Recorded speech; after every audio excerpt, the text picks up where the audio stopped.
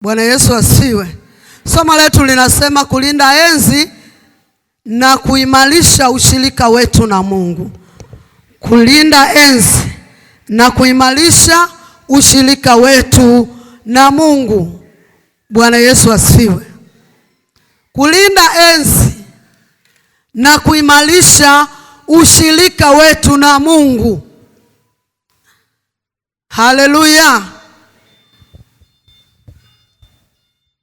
Enzi ni miliki au utawala wa Mungu ndani ya mioyo yetu tulioupata baada ya Yesu kuingia ndani yetu na kutuhamisha toka utawala wa shetani au utawala wa giza. Enzi ni miliki au utawala wa Mungu ndani ya mioyo yetu tulioupata baada ya Yesu kuingia ndani yetu na kutuhamisha kutoka utawala wa shetani au utawala wa giza. Bwana Yesu asifiwe. Bwana apewe sifa. Enzi ni utawala au miliki, kwamba kabla ya Yesu kuja ndani yetu tulikuwa chini ya miliki ya shetani, chini ya miliki ya mapepo, chini ya miliki ya wachawi. Lakini Yesu alipokuja ndani yetu akahamisha ile miliki, ile enzi ya shetani, akaiweka enzi yake ndani ya mioyo yetu. Bwana Yesu asifiwe. Akaitoa ile enzi ambayo ilikuwa inatutumikisha, akaihamisha, akaiweka enzi yake ndani yetu. Bwana Yesu asifiwe. Bwana apewe sifa. Kwa hiyo kama Bwana aliweka hiyo enzi, sisi tunalo jukumu la kuhakikisha hiyo enzi ya kimungu ndani ya maisha yetu inadumu. Sema amina kama tuko pamoja. Bwana Yesu asifiwe. Tusome maandiko katika kitabu cha Kolosai sura ya kwanza. Kitabu cha Wakolosai sura ya kwanza mstari wa 13. Kolosai sura ya kwanza mstari wa 13. Neno la Mungu linasema, naye alituokoa katika nguvu za giza, akatuhamisha na kutuingiza katika ufalme wa mwana wa pendo lake. Naye alituokoa katika nguvu za giza, akatuhamisha na kutuingiza katika ufalme wa mwana wa pendo lake. Asifiwe Yesu. Naye alituokoa katika nguvu za giza. Tuko hapa kwa sababu tunajua kuna mahali Yesu ametutoa. Bwana Yesu asifiwe. Wangapi wanajua kule Yesu alikowatoa?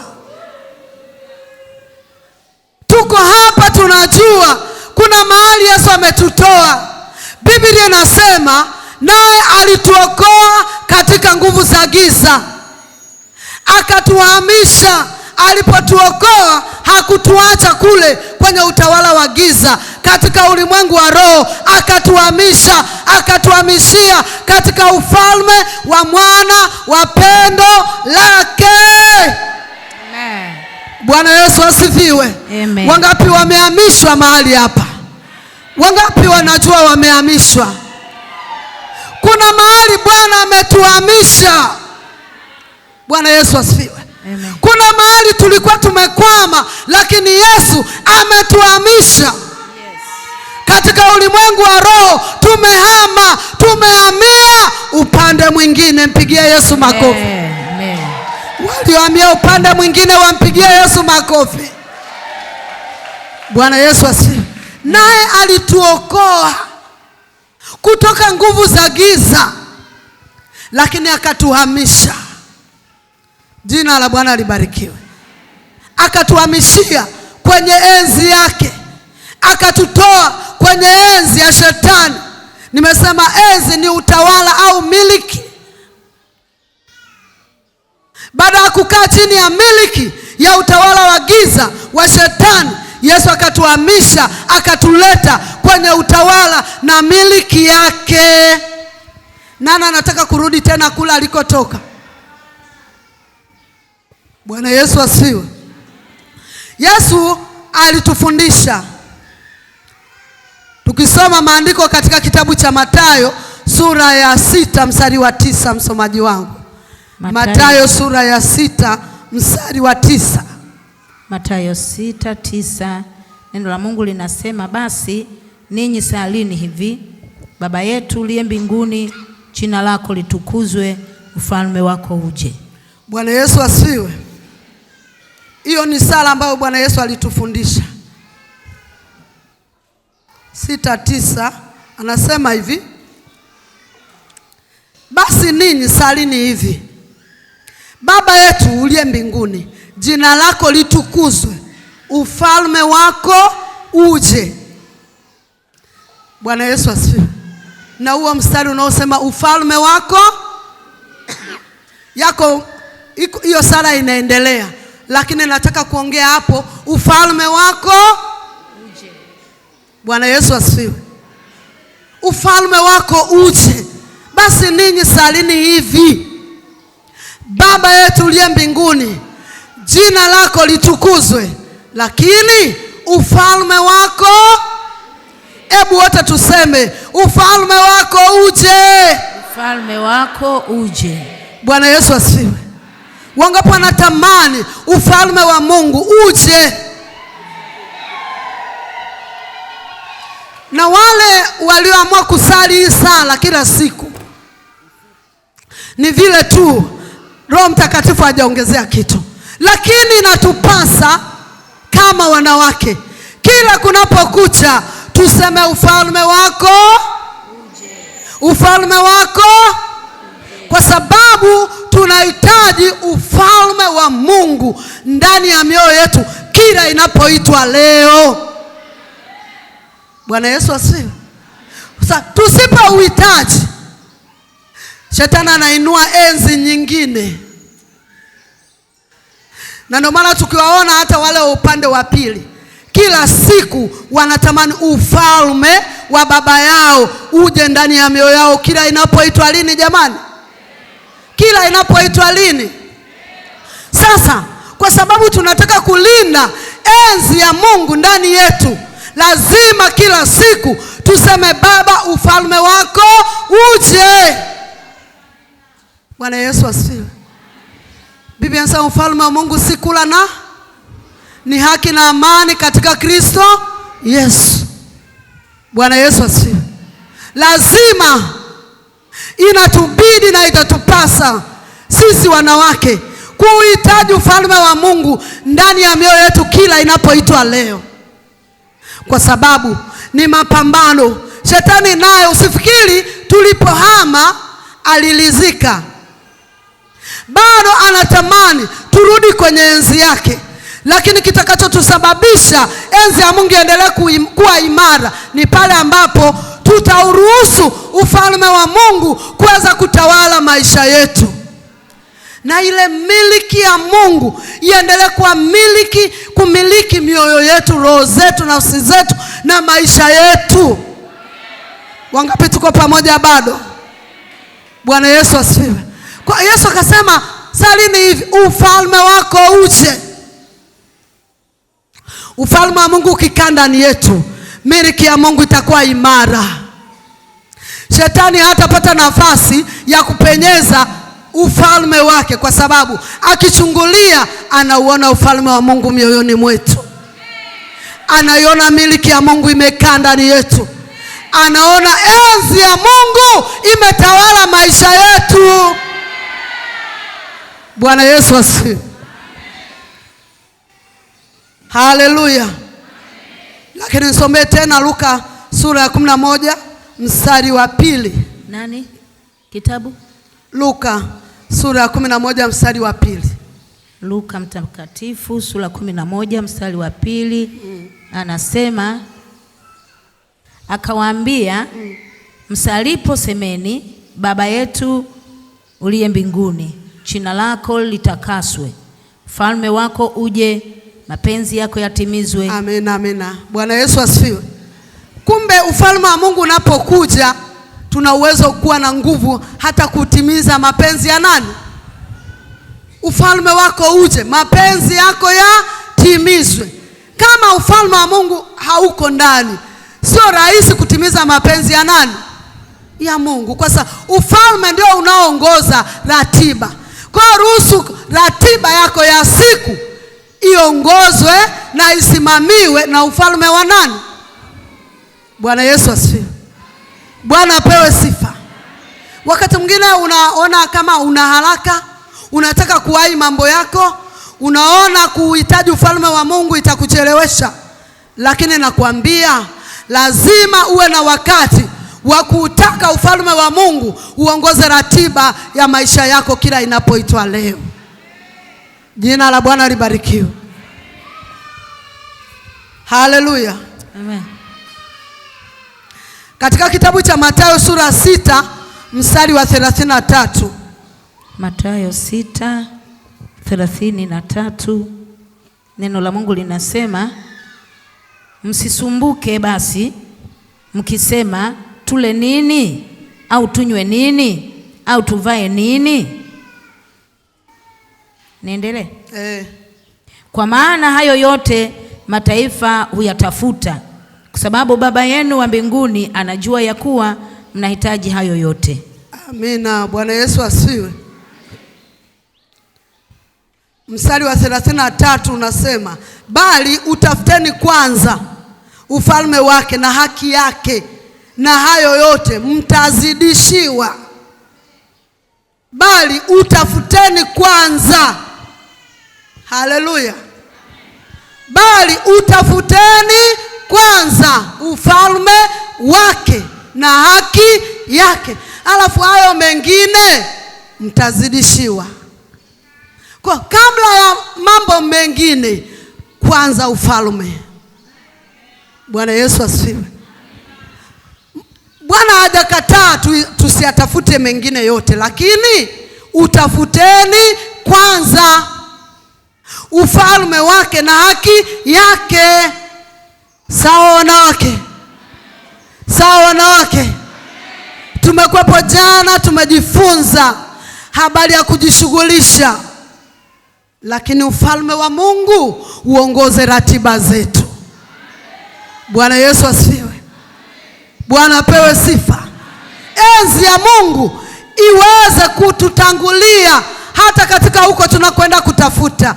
Akasema utafuteni kwanza ufalme wa Mungu, miliki ya Mungu. Kwa ukiacha kidogo tu, shetani anataka kuleta miliki yake. Bwana Yesu asifiwe. Ukizembea kidogo tu, shetani anataka kuamuru miliki yake. Lakini neno la Mungu linasema tutafute kwanza ufalme. Ufalme ukae mioyoni mwetu. Haleluya. Amen. Haleluya. Amen. Haleluya. Amen. Nami namshukuru Mungu kwamba hili ni somo letu la kwanza. Ufalme kwanza. Jina la Bwana libarikiwe. Amen. Jina la Bwana libarikiwe. Ufalme wa Mungu utawale mioyo yetu na fahamu zetu. Ufalme ukikutawala, kukaa kwako mahali hapa hakutakuwa kwa hasara.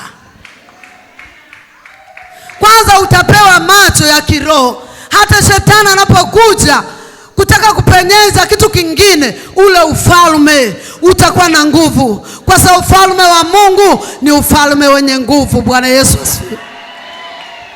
Wangapi naamini ufalme wa Mungu ni ufalme wenye nguvu? Jina la Bwana libariki. Kabla ya yote lazima au inabidi tuanze kuruhusu enzi na ufalme wa Mungu kwanza uongoze ratiba na mipango yetu. Kabla ya yote lazima, wale waliokuwepo asubuhi ya leo mahali hapa, naamini wamemwona Bwana. Bwana Yesu asifiwe. Haleluya. Wangapi wamefurahia maombi ya alfajiri ya leo? Haleluya. Ninaamini kwa, unaonaje sasa? Ulipotoka hapo, ufalme wa Mungu umejaa, mambo mengine yanafanya nini? Yanaenda. Mimi wakati mwingine kule nyumbani kwangu ninaishi karibu na kanisa. Kwa hiyo tunakuwa na maombi ya alfajiri. Lakini wakati mwingine naweza nikalala nimechoka. Yaani nimechoka. Nasema Yesu, Kama kufia, ngoja nikafie huko huko. Bwana Yesu asifiwe. Yaani hata macho hayataki kufumbuka, lakini sasa ngoja, ila nikifanikiwa kutoka ndani, nikafanikiwa kufungua mlango wa kanisa, nikafanikiwa kuingia kanisani, nikimaliza nasema naenda kuomba haraka nirudi kulala, lakini nimemwona Bwana. Nikimaliza maombi nina nguvu tele. Amen. Kwa sababu tayari ufalme wa Mungu umechukua miliki zote. Jina la Bwana libarikiwe. Amen. Naanza kujiuliza, mbona nilikuwa siwezi? Mbona nilikuwa nimechoka? Bwana ameshuka na ufalme wake na kuharibu miliki nyingine, inaongoza miliki ya kimungu. Jina la Bwana libarikiwe. Amen. Kwa lazima inatubidi, inatupasa kama wanawake kuanza na miliki na enzi ya Mungu katika ratiba zetu za kila inapoitwa leo. Tukianza na Bwana, mambo mengine yatanyooka. Amen. Wangapi tuko pamoja bado? Bwana Yesu asifiwe. Yesu tuliyempokea, anayekaa ndani yetu, ni mkuu sana. Ameachilia uwezo wa kufanyika wana wa Mungu. Katika kitabu cha Yohana sura ya 1 mstari wa 12 anasema, bali wote waliompokea aliwapa uwezo wa kufanyika wana wa Mungu. Bwana Yesu asifiwe. Bali wote ni pamoja na wewe. Wote ni pamoja na wewe. Nasema wote ni pamoja na wewe. Haleluya. Bali wote waliompokea Yesu ndani ya mioyo yao. Kumpokea Yesu ni kuruhusu enzi yake na utawala wake utawale maisha yetu. Walipewa uwezo. Wangapi wamepewa uwezo? Wengine wakasema, mnajifanya mmeokoka. Kuokoka sio kujifanya, ni kufanyika na kupewa uwezo. Kwa sababu hata waliojaribu kujifanya waliweza. Waliojaribu kujifanya waliweza. Kwa hiyo kula kumpokea Yesu kunakupa uwezo. Ule uwezo ndio miliki.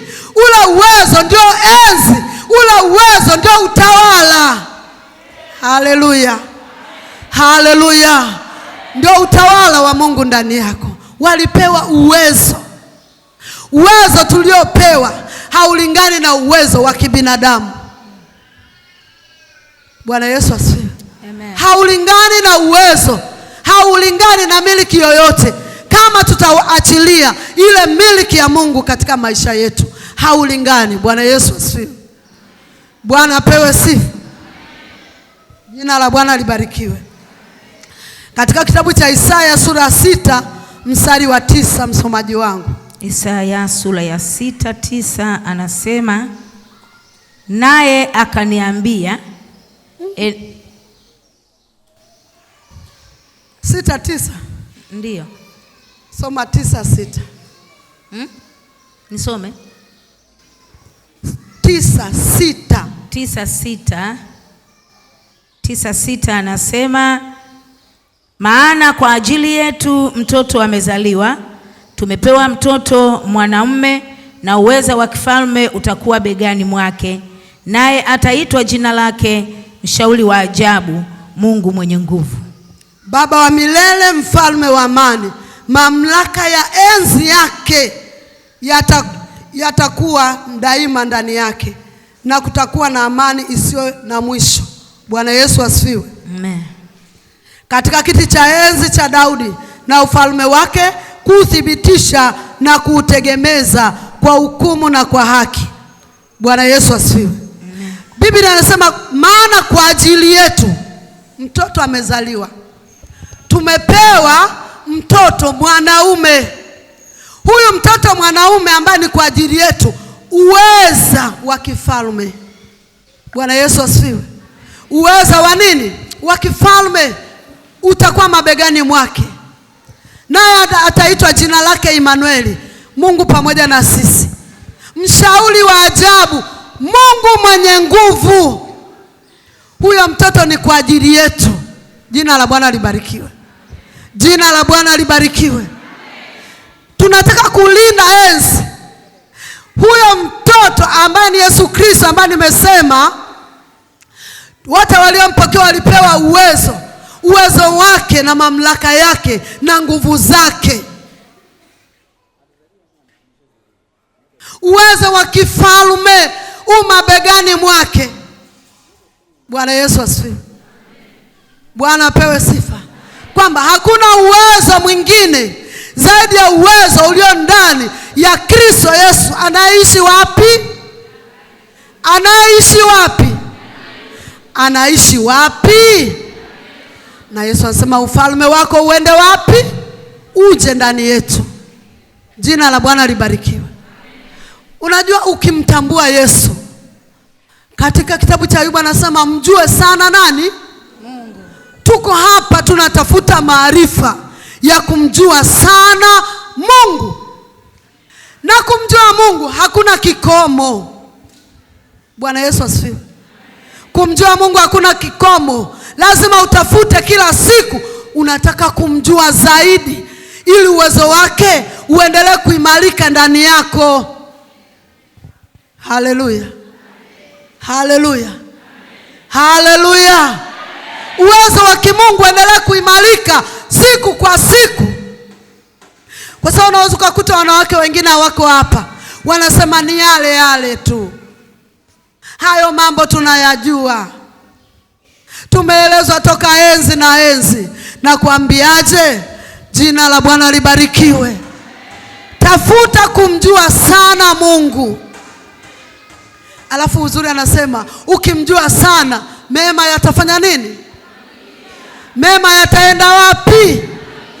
Yatakujilia.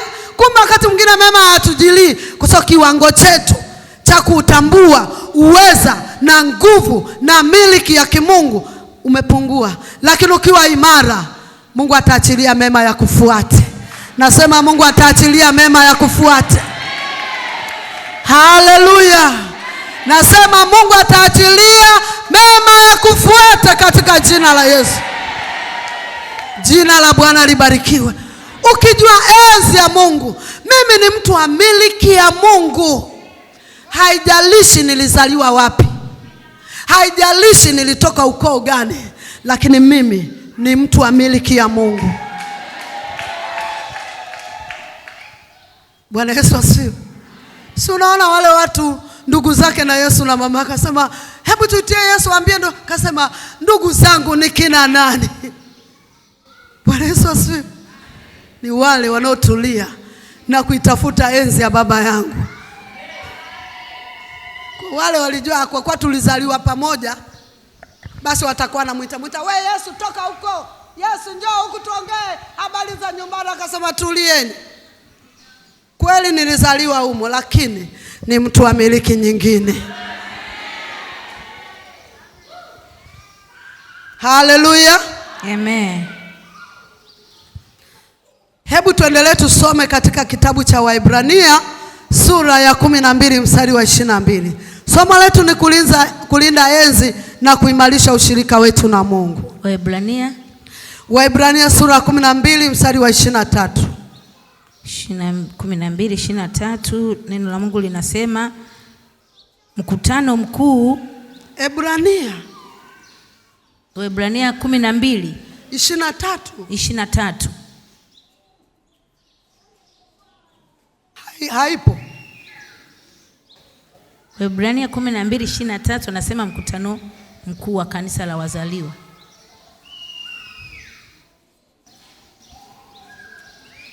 Oh, haleluya. Andiko linasemaje?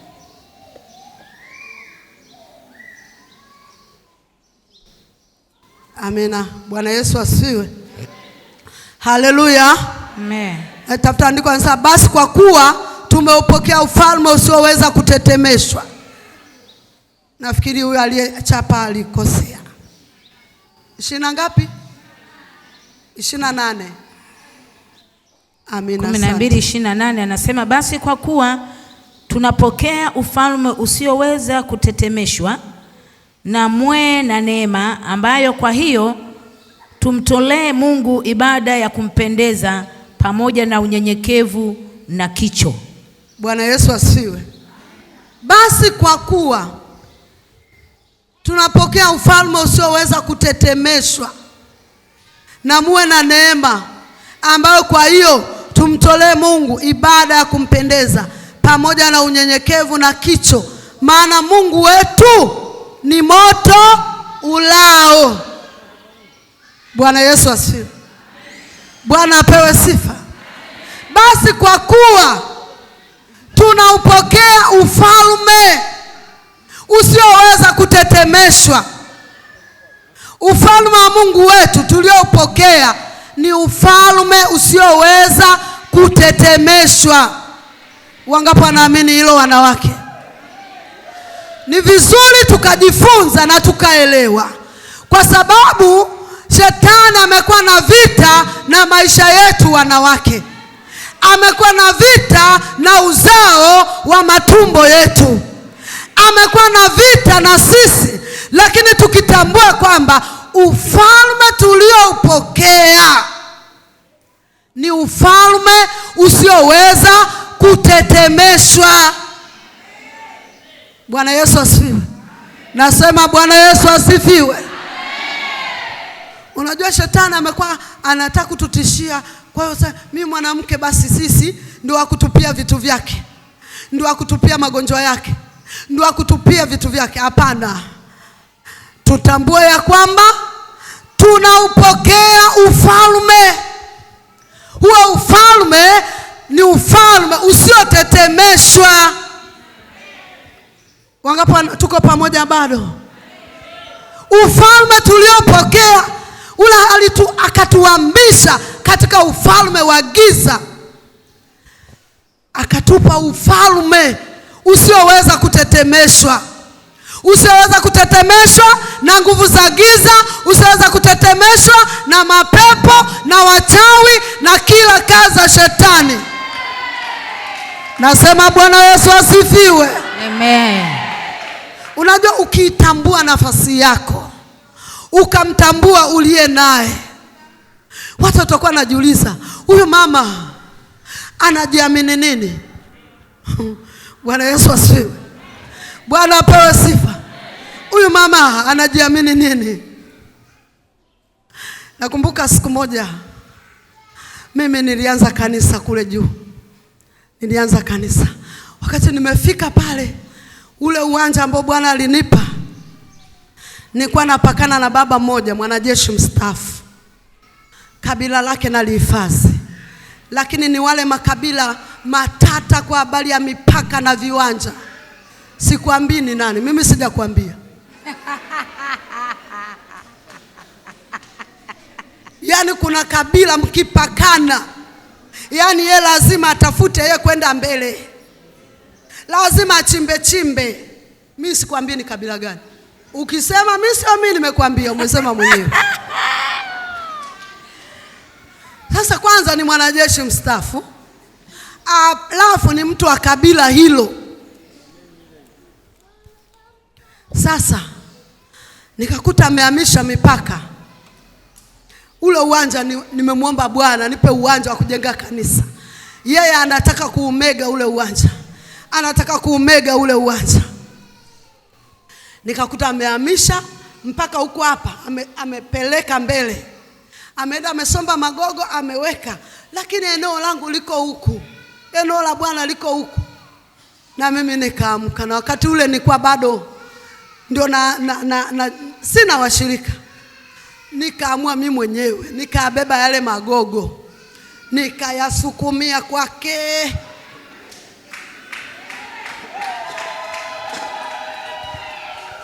Na kule mimi nilikuwa mgeni, kwa watu wa mji ule, kwa kuwa wanamjua yule baba, wakawa wananiangalia, sasa huyu mama, huyu baba anamjua.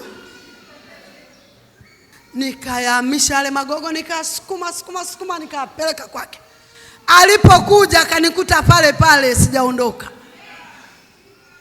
Akaenda ndani akachukua panga. Akasema, we mtoto, anita mtoto, we mtoto, kwenu kuna wakubwa? Kwenu hakuna wakubwa? Nikasema, baba, kwetu wakubwa wapo. Kwetu wakubwa wapo. Bwana Yesu asifiwe. Kwetu wakubwa wapo, ila wa design kama ya kwako hawapo.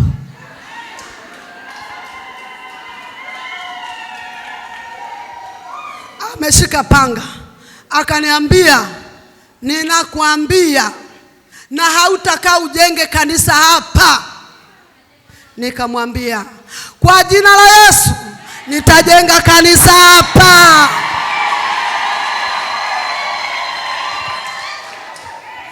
Bwana Yesu asifiwe. Bwana apewe sifa. Amen. Wakati ule baba yangu mzee Mwanjala ndo alinipeleka kule. Akaja akasikia, akaniambia, mwanangu, ulimjibu? Nikamwambia, baba, nilimjibu. Kusema kweli nilimjibu, kwa sababu nisingemjibu lile neno lake lingesimama. Bwana Yesu asifiwe. Amen. Nisingebatilisha lile neno la hautakaa ujenge kanisa hapa. Neno lake nilikuwa na mjibu, kwa sababu na ujua ufalme ulioko ndani yangu. Yeye akiniona ananiona mtoto, lakini mimi ninaye Bwana wa majeshi ndani yangu. Wale watu wa ule mji walikuwa wanaangalia kwa mbali, wanaliangalia lile panga, wanahisi kitu gani kinani. Ukweli hata ukiniuliza ule ujasiri niliupata wapi, sina majibu, ila Bwana anajua. Haleluya. Haleluya. Amen. Ashukuriwe Bwana. Kanisa limejengwa na linasonga mbele katika jina la Yesu. Siku moja asubuhi, yule baba alidondoka nyumbani kwake. Lakini baadaye tuliwende tukaja kuwa marafiki. Akawa anakuja tu, mchungaji Elika upo?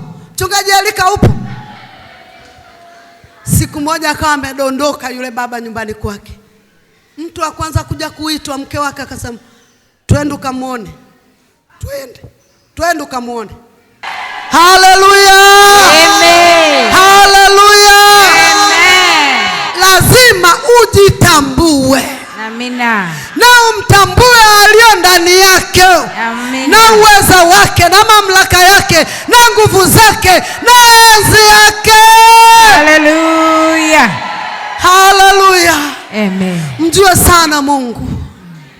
Uelewe sana ufalme tulioupokea. Utambue sana ufalme huu tuliomo. Jina la Bwana libarikiwe. Amen. Tumeupokea ufalme usioweza kutetemeshwa. Haijalishi ulimwengu unatetemeka, ndani yetu uko ufalme usiotetemeshwa. Bwana Yesu asifiwe. Amen. Amina. Ukisoma katika kitabu cha Luka sura ya 10 mstari wa 19. Luka sura ya 10 mstari wa 19 unasema, tazama nawapa mamlaka ya kukanyaga nyoka na nge na nguvu zote za yule mwovu, za yule adui, wala hakuna kitu kitakacho wazuru. Kwa ajili ya hiyo enzi. Haleluya. Kwa ajili ya hiyo enzi ndani yetu na hiyo mamlaka, tukapewa uwezo, mamlaka ya kukemea nguvu za giza. Sio kwa sababu ya maukoo wetu, kwa sababu ya maelimu yetu. Hapana, ni kwa sababu ya ufalme ulio ndani yetu. Tuko pamoja wanawake? Tuko pamoja? Ule ufalme ndani yetu unatupa mamlaka ya kukanyaga nyoka na nge na nguvu zote za yule adui. Bwana Yesu asifiwe. Hiyo enzi ambayo Bwana ameiachilia ndani yetu. Jina la Bwana libarikiwe. Naomba tusome tena Petro wa kwanza sura ya 2 mstari wa 9. Petro wa kwanza sura ya 2 mstari wa 9. Petro wa kwanza sura ya 2 mstari wa 9. Amina. Anasema bali ninyi ni mzao mteule, ukuhani wa kifalme, taifa takatifu, watu wa milki ya Mungu, mpate kuzitangaza fadhili zake. Nitarudia, mpate kuzitangaza fadhili zake, yeye aliyewaita mtoke gizani mkaingia katika nuru yake ya ajabu. Amina. Bwana Yesu asifiwe. Amen. Bali ninyi, sema bali sisi. Bwana Yesu asifiwe. Bali ninyi ni mzao mteule, ukuhani wa kifalme, taifa takatifu, watu wa miliki ya Mungu. Bwana Yesu asifiwe. Watu wa miliki ya nani wapendwa? Sisi ni watu wa miliki ya Mungu. Tuko chini ya himaya ya Mungu. Ndani yetu inaishi miliki ya kimungu. Haleluya. Mpate kuzitangaza fadhili zake yeye aliyewaita mtoke gizani mkaingia katika nuru yake ya ajabu. Bwana Yesu asifiwe. Kuingia katika nuru yake ya nini? Ya ajabu. Bali ninyi ni mzao mteule, uzao wa kimungu, uzao wa kifalme unakaa ndani yetu. Haleluya. Haleluya. Amen. Haleluya. Amen. Hayo sio mambo madogo. Unajua Biblia inasema, yani mambo ambayo Bwana ameachilia kwetu, hata malaika wanayatamani wangeyachungulia, lakini ametuandalia sisi. Bwana Yesu asifiwe. Amen. Bwana apewe sifa. Ametuandalia sisi. Bali ninyi wanawake ni mzao mteule. Usijilinganishe na uzao mwingine. Wewe ni uzao, ni mtu wa miliki ya Mungu. Bwana Yesu asifiwe. Uko chini ya miliki ya Mungu. Unajua wakati mwingine tunasahau. Tunasahau. Mimi wakati mwingine naonaga wanawake. Tunamkuta mwanamke amefiwa. Anasafiri kwenda nyumbani. Anarudi amenyoa nywele. Jamani, hiyo sawa sio sawa? Wewe unaelewa mwanamke? Wewe ni mtu wa miliki nyingine. Biblia imekataa kunyoa nywele kwa ajili ya wafu. Unaona ameenda huko. Ina maana kulikuwa na kikao cha kumaliza msiba cha kunyoa nywele. Na yeye akasahau kwamba yeye ni mtu wa miliki ya Mungu. Akanyoa nywele. Wanawake, tusinyoe nywele kwa ajili ya msiba. Nyoa tu nywele kwamba umeamua sasa nipumzike, unanyoa. Lakini unasema kwa kweli kwa kuwa unanyoa nywele, ujue umeingia kwenye ibada tena ya tofauti. Tuko pamoja wanawake? Amen. Jamani, wapo wanawake ambao wameenda nyumbani kwenye msiba, wamerudi wamenyoa? Wapo. Wameenda huko, amerudi amenyoa. Ulinyoa zile nywele zikaenda wapi? Jitambue, lazima ufike mahali ujielewe. Mwingine anasema watanionaje? Watakuona tu bonge la mtumishi wa Mungu.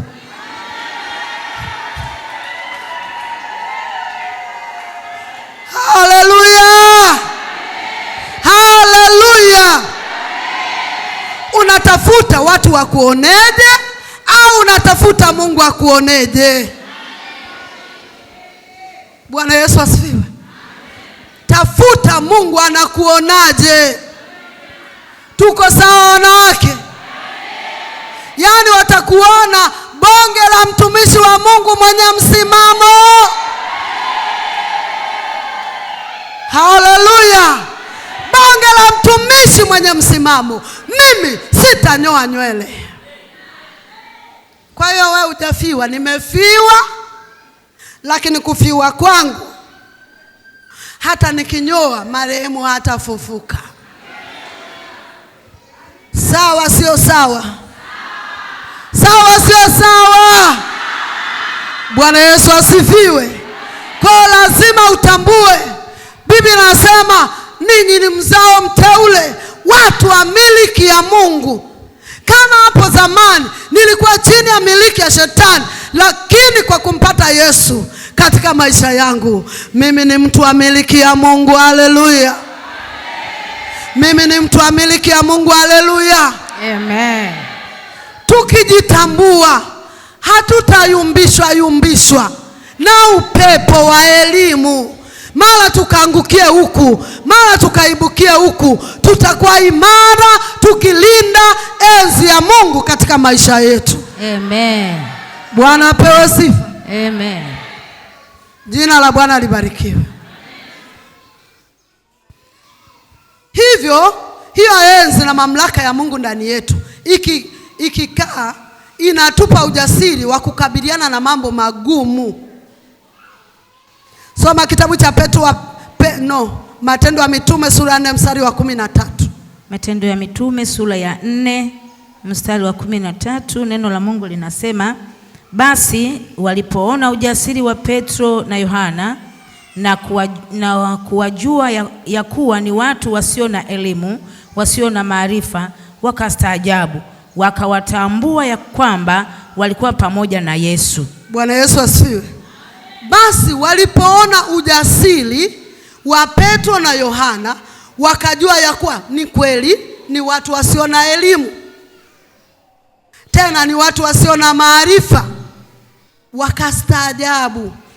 Lakini wakatambua kwa ujasiri huu, hawa watu ni lazima walikuwa pamoja na Yesu. Bwana Yesu asifiwe. Bwana apewe sifa.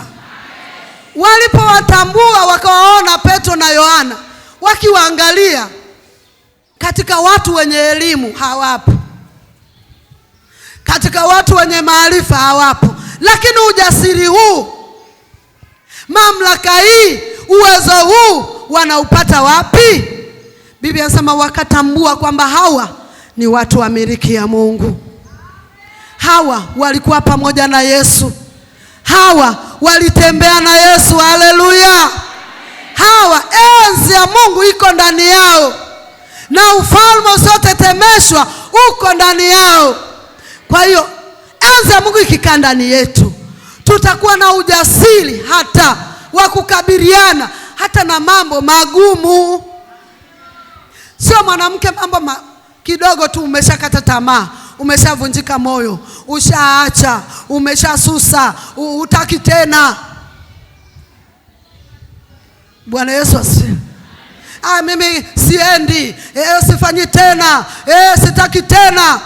Ujue una matatizo, enzi ya Mungu imetikisika moyoni. Bwana Yesu asifiwe. Lakini aliye na uimara wa enzi ya Mungu ndani yetu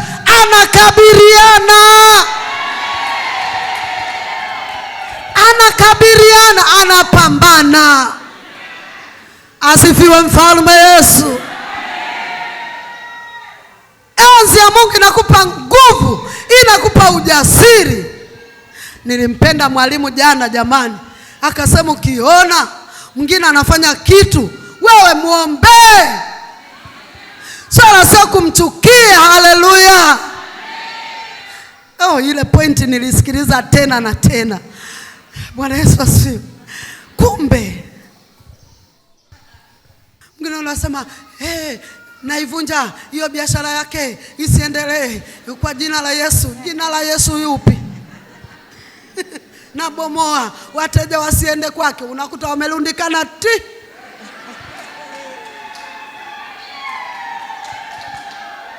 Mimi kula kwetu Kinzudi nilianza kanisa toka mwaka 2009. Kulikuwa hakuna makanisa mpaka makanisa ya Roma yalikuwa mbali.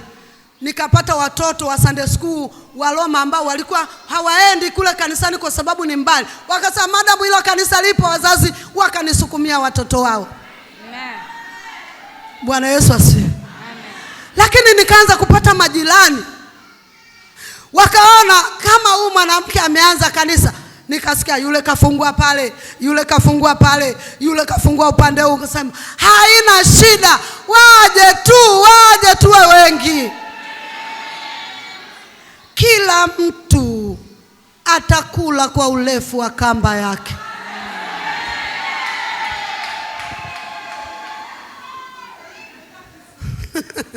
Bwana Yesu asifiwe. Bwana apewe sifa. Wale aliokusudia Bwana kuwaleta kwangu watakuja. Hata wangesikia mtume na nabii yuko hapo, watakaa hapa. Ila kama walikuwa sio wa kwangu, wataenda. Kwa mimi naendelea tu. Bwana Yesu asifiwe. Bwana apewe sifa. Enzi ya Mungu inakupa uwezo wa kukabiliana. Mama Langula yuko wapi jamani? Yaani Mama Langula jamani, wangapi wamefika kanisani kwa Mama Langula? Pacha kabisa. Wangapi wamefika kule kanisani kwa Mama Langula? Bendera yule Mama Langula huyu. Vyombo vya bendera unavijua wewe, unavisikia. Allah, lakini kanisa linaenda. Mpigie Yesu makofi. Amen. Wa bendera wanaenda kwenye bendera, huku wanaendelea na Yesu. Jina la Bwana libarikiwe. Jina la Bwana libarikiwe. Amen. Tusome Wakorintho wa pili sura ya 10 mstari wa 3 hadi wa 5. Korintho wa pili sura ya 10 mstari wa 3 mpaka ngapi? Mpaka 5. Nitasoma. Maana ingawa tunaenenda katika mwili, hatufanyi vita kwa jinsi ya mwili. Maana silaha za vita vyetu si za mwili, bali zina uwezo katika Mungu hata kuangusha ngome. Mstari wa 5, tukiangusha mawazo na kila kitu kilichoinuka kijiinuacho juu ya elimu ya Mungu, na kukiteka nyara kila fikra ipate kumtii Kristo. Bwana Yesu asifiwe. Hiyo enzi ya Mungu ikiwa imara ndani yako, inakupa uwezo wa kutiisha kila fikira ndani yako ipate kumtii Kristo. Enzi ya Mungu ikiwa imara kwenye moyo wa mwanamke, enzi ya Mungu ikiwa haijatikisika. Bwana Yesu asifiwe. Unakumbuka wakati mwingine tunakemea mapepo, unasikia anasema kiti changu hicho, kiti changu hicho. Wangapo mwahi kusikia hayo? Kiti chetu, kiti chetu. Unaona? Yaani na maana ameweka enzi mle. Lakini enzi ya Mungu ikiwa imara ndani, inakupa uwezo wa kutiisha hata fikira zako zilazimike kumtii Kristo, hata kama hazipendi, kwa sababu iko nguvu ya mamlaka ya enzi ya Mungu ndani yako, italazimisha fikira zako. Bwana Yesu asifiwe. Hasa si unakuwa na fikira zinakupeleka huku, hauwezi kuzitiisha fikira ndani yako. Bwana Yesu asifiwe. Zitakutisha fikira zipate kumtii Kristo. Faida ya enzi ya Mungu ndani. Lakini hatutaki kusikia eti si tunakuwa kiti tena cha nini? Kiti chetu hicho, mwanamke huyo wa WWI. Kiti chetu. Hatutaki kama hivyo viti, lazima tuvipindue katika jina la Yesu. Ili kibaki kiti cha enzi cha utawala wa Mungu ndani ya moyo wa mwanamke wa WWI. Asifiwe mfalme Yesu. Kwa nini ni muhimu kulinda enzi? Enzi yoyote na utawala wowote usipolindwa, lazima kuna utawala mpinzani unaowinda. Enzi yoyote na utawala wowote, ndio maana hakuna utawala au enzi sio kwa na ulinzi, kwa sababu kuna upinzani. Ulishawahi kuona mtawala hana walinzi? Bwana Yesu asifiwe. Ni muhimu kulinda kwa sababu upinzani upo. Nimesema shetani ulipohama kule kwenye utawala, hakukwambia nenda tu. Bado anafuatilia kama alivyowafuatilia wana wa Israeli. Wametoka wapi? Misri. Si Farao sema hapana, wafuatieni. Nani atafanya hizi kazi? tunapomwambia shetani tunakukataa, asemi nenda, hapana. Anaandaa mikakati ya kuturudisha kula kwenye miliki yake. Lazima tuachilie ulinzi wa Mungu katika enzi. Jina la Bwana libarikiwe. Jina la Bwana libarikiwe. Lakini tukisoma waraka wa Yuda sura ya 1 mstari wa 5. Waraka wa Yuda sura ya 1 mstari wa 5 anasema, tena napenda kuwakumbusha, ijapokuwa mmekwisha kujua haya yote, ya kwamba Bwana akiisha kuwaokoa watu katika nchi ya Misri, aliwaangamiza baadaye wale wasioamini. Amina. Mstari wa 6 anasema, na malaika wasiolinda enzi yao wenyewe, lakini wakayaacha makao yao yaliyowahusu, amewaweka katika vifungo vya milele chini ya giza na hukumu ya siku ile kuu. Tena napenda kuwakumbusha, japo nimekwisha kuwakumbusha, ya kwamba Bwana akisha kuwaokoa watu katika nchi ya Misri, aliwaangamiza baadaye wale wasio nini? Yaani kuwaokoa, aliwaokoa mwenyewe wakatoka. Lakini huko mbele walipoendelea, wakaonekana hawafanyi nini? Hawaamini. Ndio maana walikuwa wanatamani kurejea kule. Bwana aliwaangamiza. Kwa hiyo sawa, tumeokoka sawa, lakini tujue tusipokaa sawa kulinda hiyo enzi, kuna kuangamizwa. Bwana aliwaangamiza baadaye wale wasioamini. Lakini anasema ikiwa malaika, Biblia inasema malaika wasiolinda enzi yao, si unajua kuna malaika walifukuzwa mbinguni. Bwana Yesu asifiwe. Amen. Kwa sababu tu walishindwa kulinda nini? Enzi yao. Walishindwa kulinda enzi yao. Bwana amewaweka katika kifungo kwa hukumu ya milele. Kama malaika wasiolinda enzi, kwanza walifukuzwa, alafu wamewekwa kwenye vifungo. Sisi je, tutapataje kupona tusipolinda hiyo enzi? Tuko pamoja wanawake? Tuko pamoja? Kama malaika tu waliokaa na Bwana, walioimba mbele za Bwana, walipoacha kulinda enzi yao, walipoacha kulinda miliki yao, walipoyaacha makao yaliyowahusu, yani wale malaika, jamani, hatuwezi kuwalaumu sana. Yani mbinguni walishakuweko tayari. Sijui walikuwa natamani nini, mimi sielewi jamani. Mungu atusaidie. Mungu atusaidie. Yani wako mbele za Bwana, wanatamani zaidi. Unataka nini? Umeshafika kwa Yesu. Yani unakuta mwanamke kabisa huko Bwana alikokutoa mpaka hapa, bado macho yako yanatazama tena kule. Huko unatafuta kitu gani? Muulize mwenzako, kule kuna nini? Kwa Yesu kuna kila kitu. Mpigie Bwana Yesu makofi. Hebu jitulize kwenye enzi na utawala na miliki ya nani? Na miliki ya Yesu. Ungeajua mateso yaliyoko kule, wala usingetamani kuangalia kule. Ungetulia miguuni pa Bwana. Haleluya. Haleluya. Malaika wasiolinda enzi, wasiolinda, wakaacha makao yaliyowahusu. Tuko mahali hapa panatuhusu.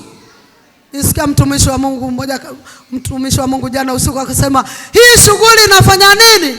Inatuhusu sisi. Sisi ni wahusika na ndio maana tuko hapa.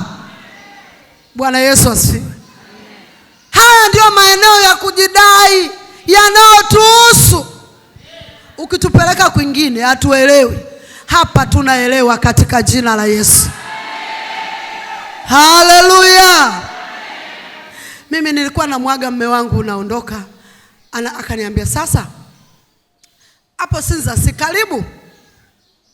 Si unaweza ukawa unaenda alafu unarudi? Nikasema baba, nirudi tena huku? Mimi kwa kweli baba sirudi. Bwana Yesu asifiwe. Narudi kutafuta nini baba? Acha nikakae mbele za Bwana. Haleluya. Nikamwambia kwa kweli baba, nakuaga jumla moja kwa moja. Mimi naenda mbele za Bwana kama wewe unavyoondokaga, na mimi leo naondoka. Naenda kwenye mambo yanayonihusu. Haleluya. Yanakuhusu, yakuhusu. Bwana Yesu asifiwe. Nirudi tena. Ukifika tu unasikia siku huku si walifanyaje? Sijui mtoto alikanyagwa mguu. Sijui jirani sijui aliingilia mpaka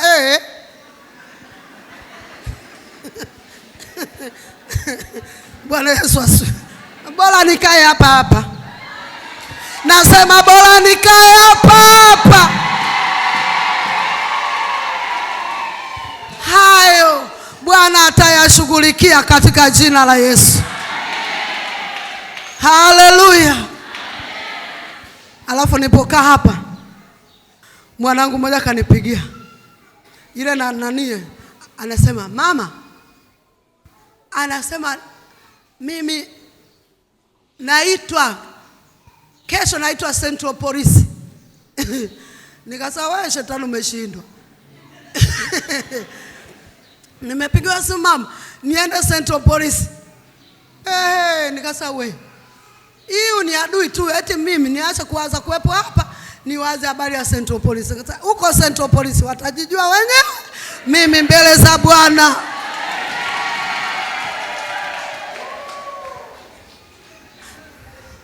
Bwana shughulika na vya huko. Jina la Bwana libarikiwe. Hapa ndipo mahali panapotuhusu, kwenye enzi ya Mungu wetu. Haleluya. Jina la Bwana libarikiwe. Kwa lazima tuweze kulinda enzi yetu na miliki yetu. Lakini tutalindaje enzi ndani yetu? Tunapaswa kuimarisha ushirika wetu na Mungu aliyetupa enzi, kwani yeye anapenda ushirika na sisi. Tutalindaje? Ili tuweze kulinda, lazima tuimarishe ushirika wetu. Ushirika na Mungu wetu uwe imara. Ushirika na Mungu wetu uwe imara. Tutalinda enzi ya Mungu kwa kuimarisha ushirika na Mungu aliyeiachilia enzi na utawala wa kimungu ndani yetu. Bwana Yesu asifiwe.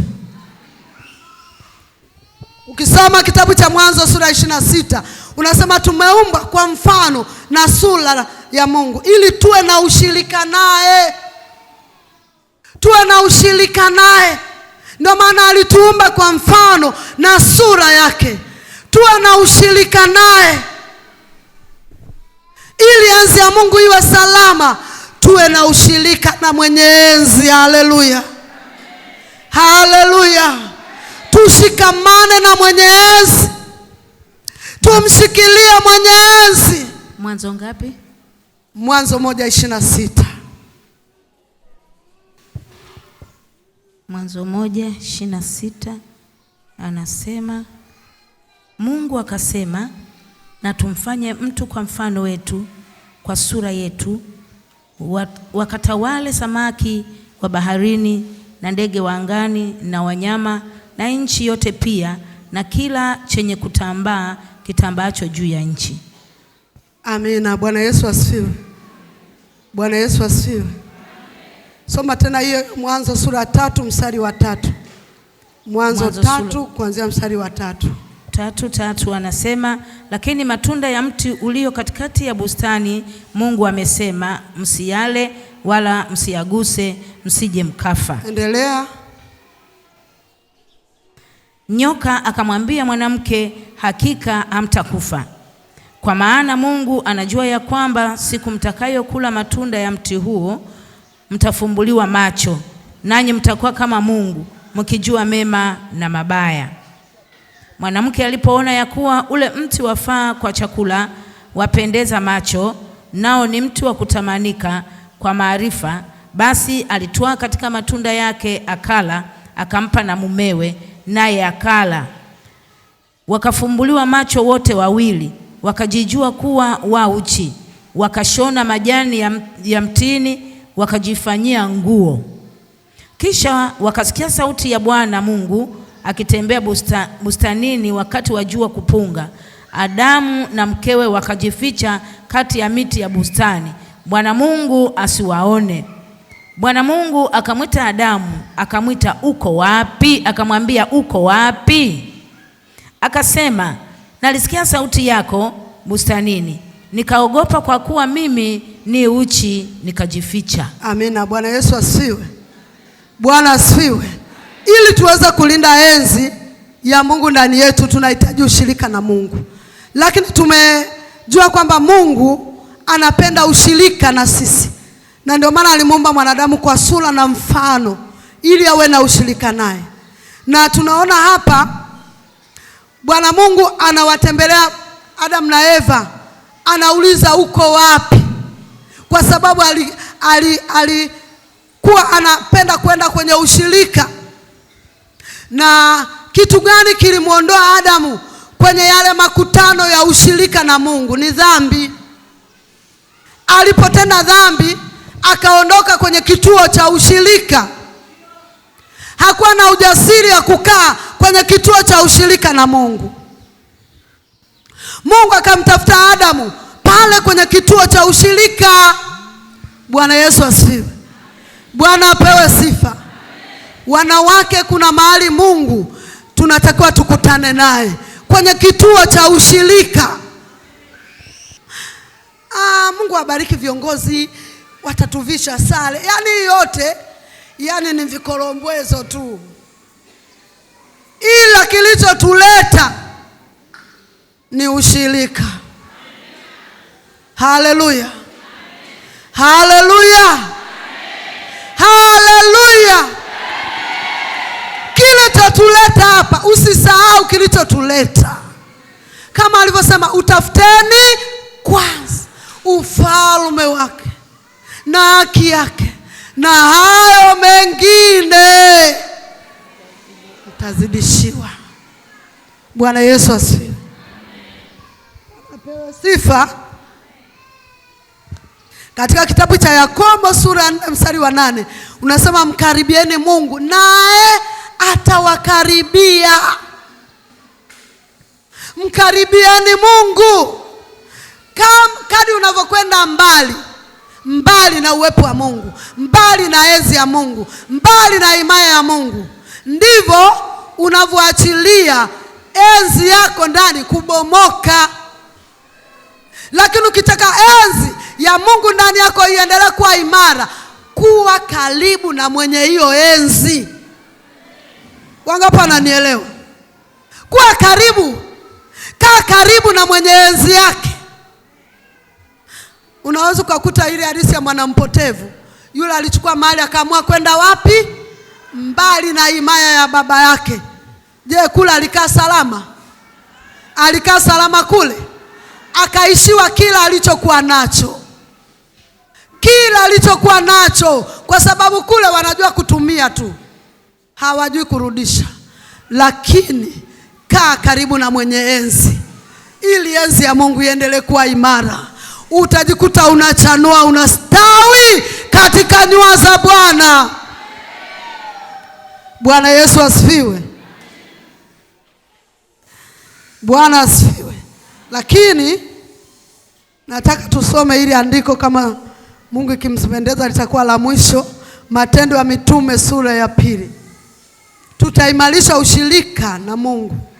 Hebu tusome hilo, Matendo ya Mitume sura ya 2 mstari wa 42. Matendo ya Mitume 2:42. Neno la Mungu linasema, kila mtu akaingiwa na hofu, ajabu nyingi na ishara zikafanywa na mitume. nani? Mstari wa 42. Wakawa wakidumu. Najua ile andiko liko nini hata ukiniamsha usingizini najua linaanza nini. Haya. Wakawa wakidumu katika fundisho la mitume na katika ushirika na katika kuumega mkate na katika kusali. Bwana Yesu asifiwe. Amen. Hao wenzetu wakawa wakidumu katika fundisho la mitume na katika ushirika. Bwana Yesu asifiwe. Bwana asifiwe.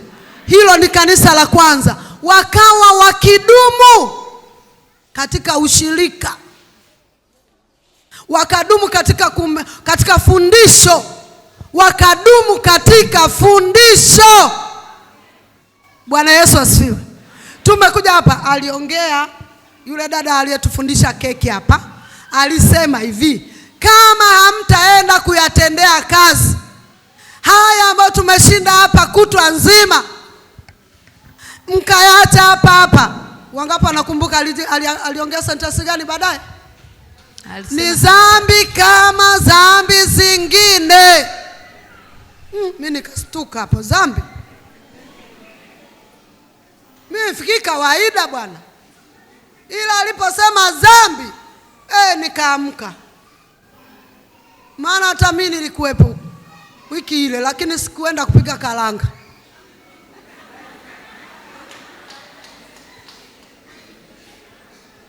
Baadaye alisema tena, nilikuwa napaka, waambie hao wanawake, waambie wakayatendee kazi haya mambo ambayo tumekaa hapa kutwa nzima. Hivi we kweli masomo yote yale kutwa nzima jana hakuna hata ulilotoka nalo? Umetoka nayo? Mimi mwenzangu nimepata moja mawili. Kwamba nitoke kapa sikubali, hata la mifuko kosa yote ile mifuko, je vifungashio? Bwana Yesu asifiwe. Akasema kutoyatendea kazi mafundisho ni sawa sana yule aliyebaki, bora aliyebaki nyumbani kuliko kuja kwenye mafundisho alafu mafundisho ukayaacha wapi? Hapa. Tuko pamoja wanawake? Tuko pamoja. Tumekuja hapa kwenye kituo cha ushirika na Mungu kujifunza. Twende tukawe barua njema kule tunakoenda. Sio unaenda kule wanasema mama ametoka kwenye kambi, unasema kulikuwa na shida. Yaani wanawake walikuwa wengi, foleni tu ya chakula ilinichanganya. Sasa kama foleni ya chakula ilikuchanganya, mafundiko utaelewa? Wengine watumishi wa Mungu wametupambania huko ili tuje hapa. Jamani, kweli si kweli? Wametupambania, famu hizo wamechanga ili si tuje hapa.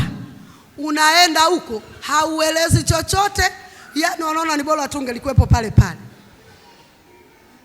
Hela ya watu umechukua, umekula, umerudi tena tena yale uliokuwa unayafanya hayaeleweki, ndio unayafanya mara mbili zaidi. Jamani, hebu tutoke hapa na fundisho. Bwana Yesu asifiwe. Wanawake, tutoke hapa na fundisho. Usikubali kukaa mahali hapa kwa hasara. Nani anayetaka kupata hasara mahali hapa? Biblia inasema mimi ni Mungu nikufundishaye ili upate nini? Faida. Na hiyo faida mume wako akaione, watoto akaione, na kanisa na mchungaji naye akaione katika jina la Yesu. Hata aseme mwakani uende tena. So unakuja kambini wasema mwanzo mwisho kwenda kambini. Ujue hapo pana shida. Hapo ujue pana nini? Mwanzo mwisho. Haya mambo yako ya makambi mwanzo mwisho. Nenda kakae chini ujiulize kulikoni mimi mpaka kupigwa marufuku. wakadumu katika fundisho na katika ushirika, ili enzi ya Mungu iwe imara, ili enzi ya Mungu ndani ya idara na kurugenzi ya WWI pale kanisani iwe imara, iwe imara. Kuna wanawake tumekuja hapa, lakini tukule makanisani hatuhudhurii idara. Tumesababisha enzi ya Mungu ndani ya idara ya WWI kanisani imesambaratika, vunjika, haipo tena.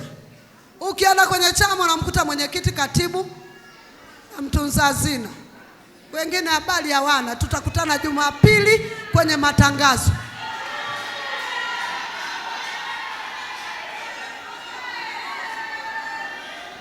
Twende tukaimarisha ushirika. Biblia inasema ajitengae na wenzake anatafuta matakwa yake nini? Anashindana na kila shauri nini? Kila shauri jema yeye ni kushindana nalo tu. Shauri jema shindana nalo. Shauri jema, unaenda wapi? Kila kitu lazima uulize mswali. Kwa nini? Kwa nini? Kwa nini?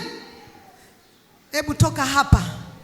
Toka hapa, mwambie Mungu na kwenda kuanza upya katika jina la Yesu. Na kwenda kuanza upya katika jina la Yesu. Asifiwe Mwokozi Yesu. Wanawake tumependelewa. Nasema tumependelewa katika jina la Yesu.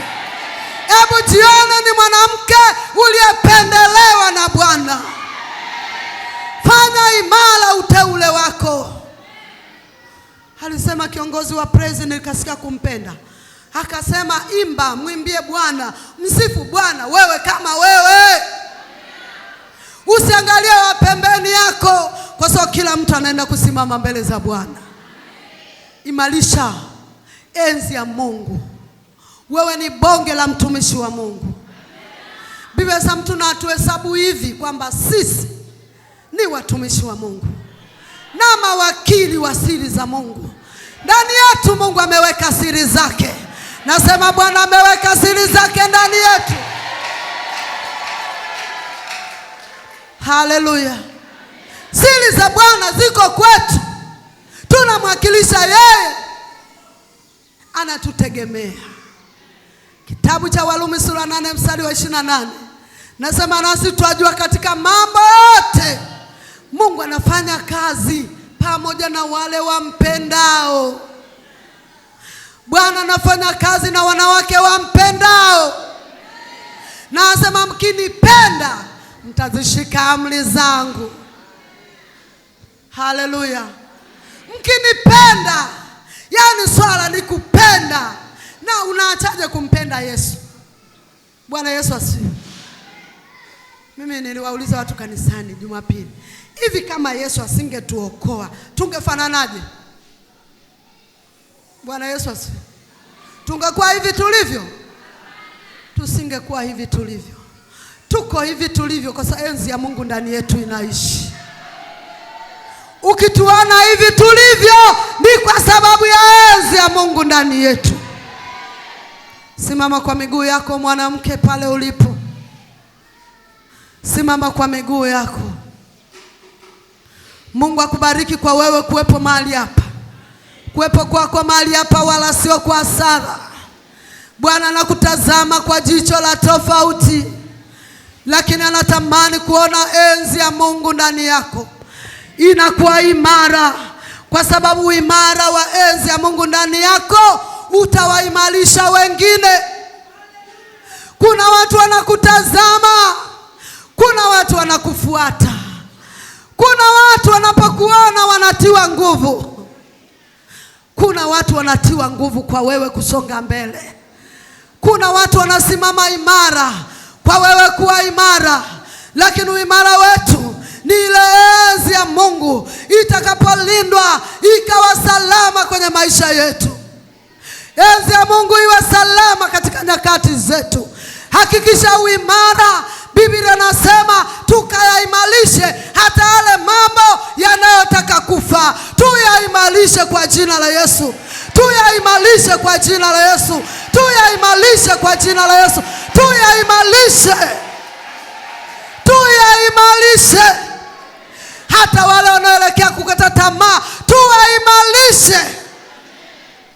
Tuwaimarishe. Tuwaimarishe. Tuambie twendeni, songeni mbele, endelea mbele mama, usikate tamaa, songa mbele kwa Bwana. Tukayaimarishe mambo ya rohoni. Tukayaimarishe mambo ya Mungu wetu. Tuko hapa kuimarisha enzi ya Mungu wetu ndani yetu. Ndani ya ulimwengu huu uliojaa upinzani wa kila aina, vikwazo vya kila aina, lakini enzi ya Mungu ikiwa imara, nasi tutakuwa imara. Enzi ya Mungu ikiwa imara, mwanamke, ndani yako hautayumbishwa. Hautayumbishwa kwa sababu unamjua aliyekuita. Unamjua. Unamjua aliyekuita. Unamjua. Hata shetani angetupa kitu gani, magonjwa nini, lakini mjua aliyekuita. Enzi ya Mungu iwe imara ndani yako. Kambi hili uondoke na enzi iliyo imara katika jina la Yesu. Nasema uondoke na enzi iliyo imara. Bwana imarisha enzi yako ndani. Hata kama shetani alikusudia mabaya, kwa jina la Yesu Bwana atokeze uimara ndani yako. Inua mikono yako juu. Inua mikono yako juu. Tumekuja kwenye mlima wa Bwana. Tumekuja mbele za Baba yetu. Analo jambo kwa ajili ya roho zetu.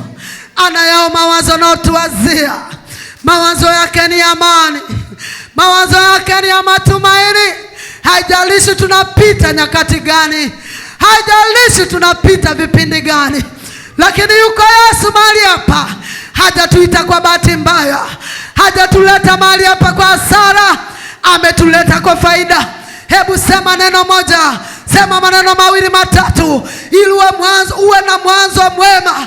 Uwepo wako mahali hapa usiwe wa hasara. Uwepo wako mahali hapa uwe wa faida. Uwepo wako mahali hapa shetani asipate nafasi kwa namna moja au nyingine. Bwana achilie uimara kwenye moyo wako. Bwana achilie uimara. Hata kama ulikuja umekata tamaa, pokea kuinuliwa. Pokea kuinuliwa. Pokea matumaini mapya tena. Baba, katika jina la Yesu, kila mmoja najiombe.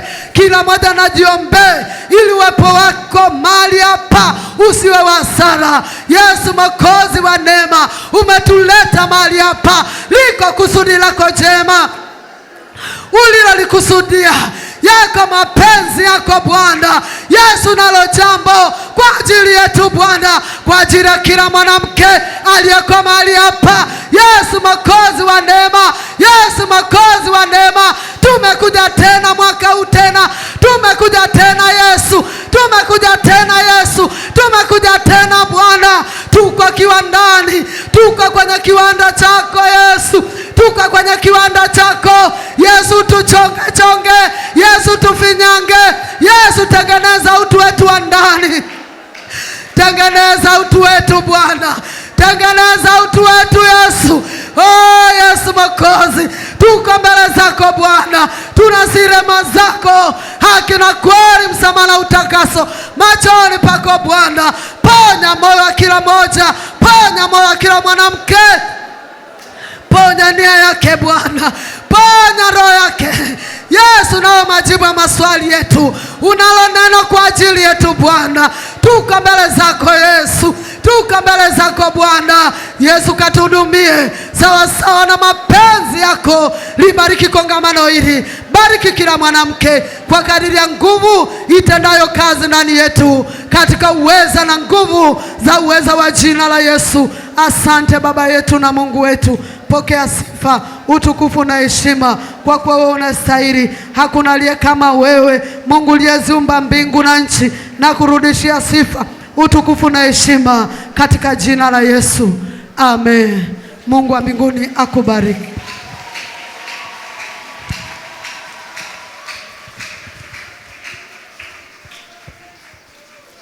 Amen. Hebu mpigie Bwana makofi. Piga tena makofi na vigeregere kwa Mungu wetu aliye hai. Kama Bwana amezungumza na wewe na Roho Mtakatifu amekufunulia, hebu piga makofi na vigelegele kwa Mungu. Kama mtu aliyepokea asubuhi ya leo, kama mtu aliyepokea mahali hapa, tumshangilie Mungu wetu. Makofi kwa ajili ya Bwana. Tunanyosha mikono yetu juu. Hebu piga juu, nyosha mikono juu. Tumpigie Bwana aliye hai. Oh, glory to God. Halafu tumpigie makofi sasa mwalimu wetu. Pigie makofi sasa mwalimu. Oh, asante. Bwana kubariki sana katibu kwa somo nzuri.